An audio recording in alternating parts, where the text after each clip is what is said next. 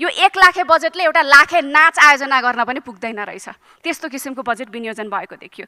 All animals are equal but some are more equal than others भनेर भनेको जस्तै आफूले गल्ती नै नगरी पनि अरूको गल्तीबाट पाठ सिक्न सकिन्छ नि। हामी सभ्यताको कुरा गर्ने, यो कुनै सभ्यता हो? अनि हामीलाई लाज लाग्दैन?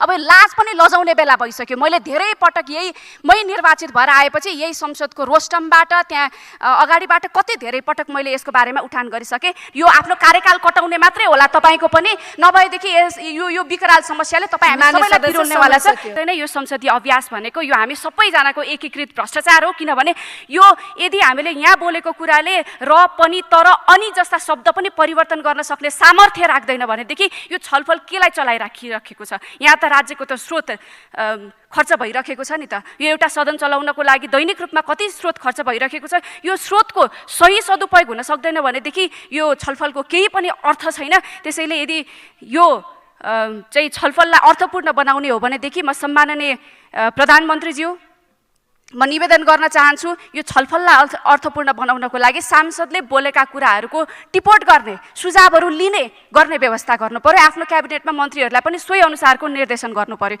यदि त्यसो नगर्ने हो भनेदेखि यो छलफल नचलाइयोस्। यहाँ सञ्चार माध्यमहरूमा चाहिँ समाचार आइसक्छ सांसदहरू हाजिर गरेर टाप भनेर। अब यहाँ सांसदहरूले आफ्ना विचारहरू राखेर आफ्ना विचारहरूले केही पनि एउटा परिवर्तन गर्ने, परिमार्जन गर्ने सामर्थ्य नै राख्न सक्नुहुन्न भनेदेखि यहाँ आएर हामीले बोलेको कुनै अर्थ छैन। यस्तो बेतुके संसदीय अभ्यास हामीलाई चाहिँदैन। यो कुरामा परिमार्जन गरिस्, यो तपाईँ हामी सबैजनाको लागि उपयुक्त कुरा हुन्छ जस्तो लाग्छ। अब यो संसदीय अभ्यासको कर्मकाण्डी नै यो प्रक्रिया भए पनि आफूले पनि मन्त्रालयगत यो छलफलमा भाग लिएर केही न केही आफ्नो कुरा भन्नै पर्ने हुन्छ। त्यो भएको भएर यो मन्त्रालयका बारेमा पनि म आफ्नो विचारहरू राख्न चाहन्छु। सभामुख महोदय, विशेष गरी म आज पर्यटन मन्त्रालयको बारेमा म आफ्नो टिप्पणीहरू राख्न चाहन्छु। सभामुख महोदय, कुनै पनि क्षेत्रको विकास गर्न पहिला राज्यले एउटा नीति लिएको हुन्छ र त्यो नीति अनुरूपको बजेट विनियोजन हुनुपर्ने हो। तर अहिलेको यो के देखिन्छ भने बजेट विनियोजन एकातिर भएको छ तर राज्यले लिएको नीति चाहिँ अर्कोतिर छ। नीति कार्यक्रम आउँदाखेरि एक थियो, अब मन्त्रालयको बजेट विनियोजन हेर्दाखेरि अर्कै किसिमको आएको रहेछ। त्यो भएर यो पूर्व र पश्चिमको नीति एकातिर, बजेट एकातिर हुँदाखेरि पूर्व र पश्चिमको बाटोले हाम्रो नेपालको पर्यटन प्रवर्धन गर्न सक्दैन जस्तो मलाई लाग्छ। बजेट विनियोजन मजाले निहालेर हेर्ने हो भनेदेखि मन्त्री र सांसदहरू बीचको शक्ति सङ्घर्षमा चाहिँ मन्त्रीले सांसदलाई हराएको जस्तो र गर्व गरेको जस्तो देखिन्छ। त्यो बजेटले बोल्ने कुरा हो। यो एनिमल फार्म भन्ने किताबमा चाहिँ all animals are equal but some are more equal than others भनेर भनेको जस्तै मन्त्रीज्यूहरू चाहिँ यो बजेट उसमा एकदम उत्कृष्ट नै हुनुहुन्छ कि सांसदहरू भन्दा एकदम उत्कृष्ट नै हो कि उहाँहरूको ठाउँमा चाहिँ बढी नै पर्नुपर्ने हो कि भन्ने जस्तो पनि भान हुन्छ। त्यो भएर यो धेरै पटक यही सदनमा धेरै सांसदले बोलेकै विषय हो। यो टुक्रे बजेटलाई प्रशय नदिउँ, तर पनि यति धेरै टुक्रे बजेटहरू चाहिँ नि यो बजेट विनियोजन भएको छ कि यो 1 लाखे बजेटले एउटा लाखे नाच आयोजना गर्न पनि पुग्दैन रहेछ। त्यस्तो किसिमको बजेट विनियोजन भएको देखियो। अब एकैछिन मन्त्रीज्यूले माग्ने जतिको चित्त बुझाउनु होला, सर्ट टर्म गेन त होला, वाहवाही पनि कमाउनु होला, तर दीर्घकालीन रूपमा यसले नेपालको पर्यटन क्षेत्रमा कति पनि योगदान दिन सक्दैन। हामीले भुटानमा जस्तो सङ्ख्यामा होइन खर्च गर्न सक्ने पर्यटन भित्र्याउने किसिमको नीति लिनुपर्छ जस्तो लाग्छ। किनकि नेपालको पर्यटनको मूल आधार भनेको हाम्रो हिमालहरू हुन्, प्राकृतिक सम्पदाहरू हुन्, यहाँका संस्कृतिहरू हुन्। अब यदि यही बचाउन पर्ने हाम्रा सम्पत्ति 1 रुपैयाँ खर्च नगर्ने, उल्टै नेपालमा आएर नेपालीको घरमा बोलेर टुटेफुटे नेपाली बोलेर घरमा बसेर खाएर अनि देश फिर्ता घुमेर जाने यो ब्याकप्याकर्स पर्यटकहरू भित्र आएर नेपालको पर्यटन प्रवर्धन हुन्छ? यसले नेपालको पर्यटन नीतिमा के योगदान पुर्याउँछ? यसले हामीलाई कहाँ पुर्याउँछ? त्यो भएर यो सङ्ख्यामा कति पर्यटक आए भन्ने किसिमको यो गणना गर्ने यो छोडिदिनुहोस् तपाईँहरूले। यदि साँच्चीकै परिवर्तन गर्ने हो भनेदेखि गुणस्तरमा आधारित पर्यटकहरू भित्र्याउनुपर्छ। त्यसको लागि मापदण्ड तयार गर्ने कुरामा सरकार संवेदनशील हुनु पर्यो। अनि पर्यटकहरू कहाँ आउँछन्? पर्यटकहरू एउटा मेन ल्यान्डमा आइसके पछाडि त्यो डेस्टिनेसनबाट अर्को डेस्टिनेसनसम्म यो डेस्टिनेसन टु डेस्टिनेसन जोड्ने एउटा रुट तयार गर्नु पर्यो। तर यहाँ त केही पनि देखेको छैन। आए आफ्नो चाहिँ नि यहाँ भ्याली सट्ट घुमे अनि त्यस पछाडि गए फिर्ता गए, कहाँ जानुपर्ने हो जाने अनि त्यस पछाडिबाट फिर्ता जाने। यो नीतिले गर्दाखेरि हाम्रो अहिले नेपालमा भइरहेका पर्यटकीय गन्तव्यहरूमा सबै ठाउँमा पर्यटकको त्यो सन्तुलन मिलेको छ? यो मिलेको छैन भनेदेखि यो डेस्टिनेसन टु डेस्टिनेसन जोड्ने नीति जुन सरकारले लिनुपर्ने हो यसमा सरकार किन संवेदनशील भएको छैन? यो पनि म मन्त्रीज्यूबाट जवाफ चाहन्छु। अब अहिले पहाडको कुना कन्दरासम्म पनि बिना अध्ययन यो ट्रेकिङ ट्रेलहरू मासेर बाटो पुर्याएको जस्तो देखिन्छ। अघि हाम्रो मानिज्यू पूर्ववक्ता मानिज्यूले पनि बोलेर जानुभएको छ, प्रेम सुवाल मानिज्यूले। हिजो 20 दिन लगाएर ट्रेकिङ जानुपर्ने बाटो अहिले गाडी पुगेर 2-3 दिनमै त्यहाँ पुगिन्छ। अनि त्यो 20 दिन जाँदाखेरि कल्पना गर्नुहोस्, एउटा पोइन्टबाट ट्रान्जिट एउटा पोइन्टबाट त्यो हिँड्दै गर्दाखेरि त्यहाँ पोर्टरले काम पाउँथ्यो, त्यहाँ गाइडले काम पाउँथ्यो, त्यहाँको चाहिँ होटेलहरूले काम पाउँथ्यो, आन्तरिक पर्यटन कति धेरै मजाले चलायमान भएको थियो। तर आज गाउँ-गाउँसम्म बाटो पुग्नाले गर्दाखेरि, अझ बाटो त पुर्याउनु पर्छ तर ट्रेकिङ ट्रेल मासेर त होइन नि त। यो ट्रेकिङ ट्रेल मास्नाले गर्दाखेरि ट्रेकिङ व्यवसाय आज धरापमा परेको छ। अनि तपाईहरु कुन चाहिँ पर्यटक भित्राउने परिकल्पना गर्दै हुनुहुन्छ? यो ट्रेकिङ ट्रेलका बारेमा सरकारले लिने नीति के हो, यसको बारेमा स्पष्ट होस् भन्ने कुरा पनि म आफ्नो राख्न चाहन्छु। मैले केही समय अगाडि यो फ्रान्सको टुरिज्म अथोरिटीसँग एउटा संवाद गर्ने मौका पाएको थिएँ अनि मैले यही विषय राखेको थिएँ। अब फ्रान्समा त एकदमै धेरै टुरिस्टहरू भित्राउने देश हो, एकदमै धेरै टुरिस्टहरू आउँछन्। त्यहाँ अब माउन्टेन आल्प्सहरू पनि छ, त्यहाँ अब सिटीमा पनि त्यत्तिकै पर्यटकको घुइँचो लाग्छ।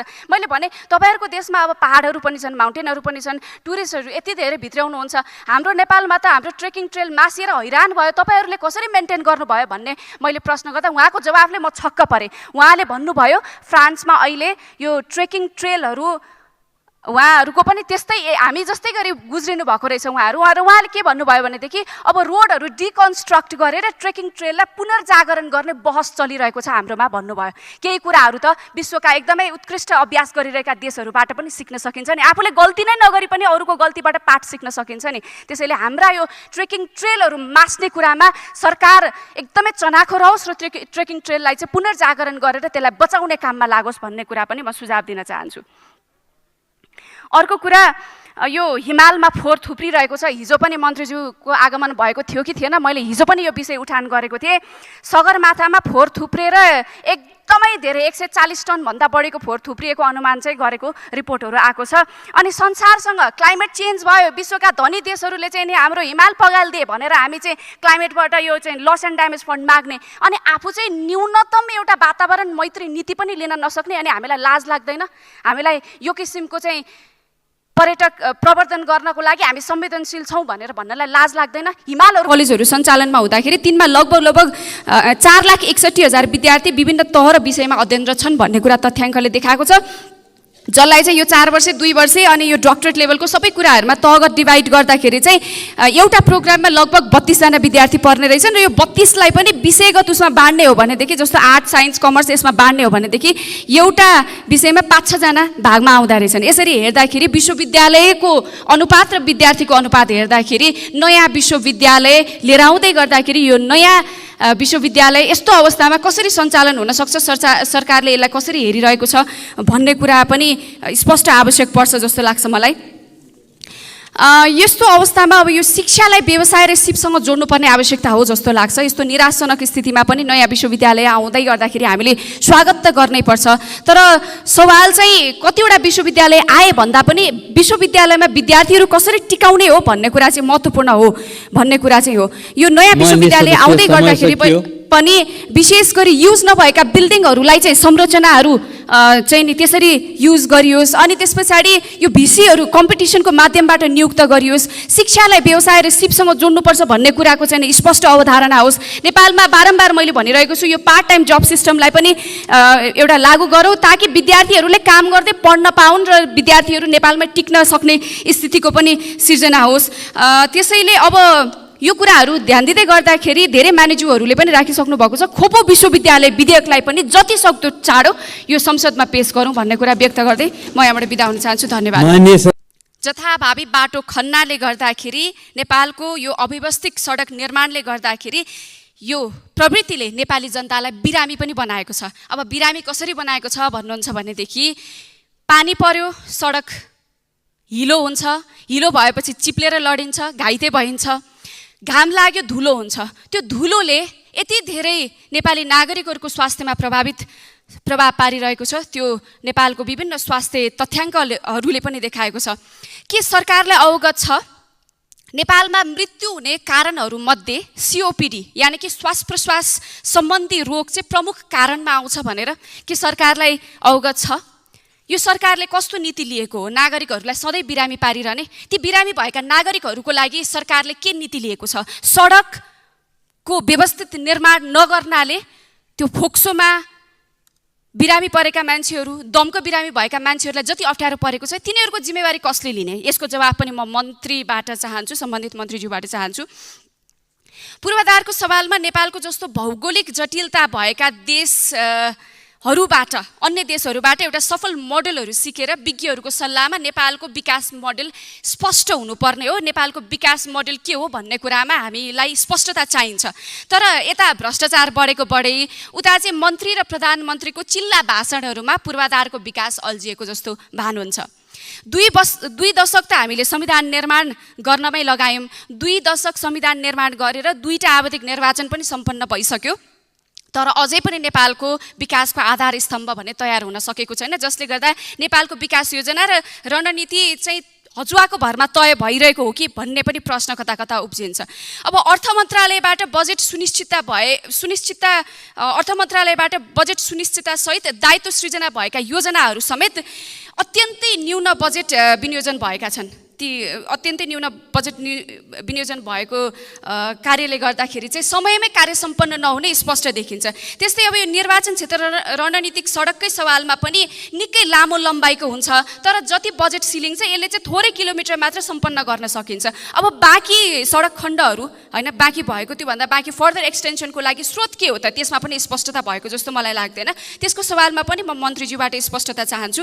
त्यस्तै अब यो वैकल्पिक सहायक राजमार्ग अन्तर्गत हाल अब सङ्घीय सरकारको दायित्व मार्फत निर्माण सुधार भइरहेका सडकहरूको सवालमा समेत अहिले प्रदेशको जिम्मेवारीमा गइरहेको सकिहाले सामान्यज्यू, प्रदेशको सवालमा गएको देखिन्छ, प्रदेशको मातहतमा गएको देखिन्छ। यसले चाहिँ कार्यान्वयनमा कठिनाइ आउने देखिन्छ। त्यसैले सङ्घ सरकारकै जिम्मामा जाओस् भन्ने मेरो त्यो एउटा इच्छा आग्रह पनि छ।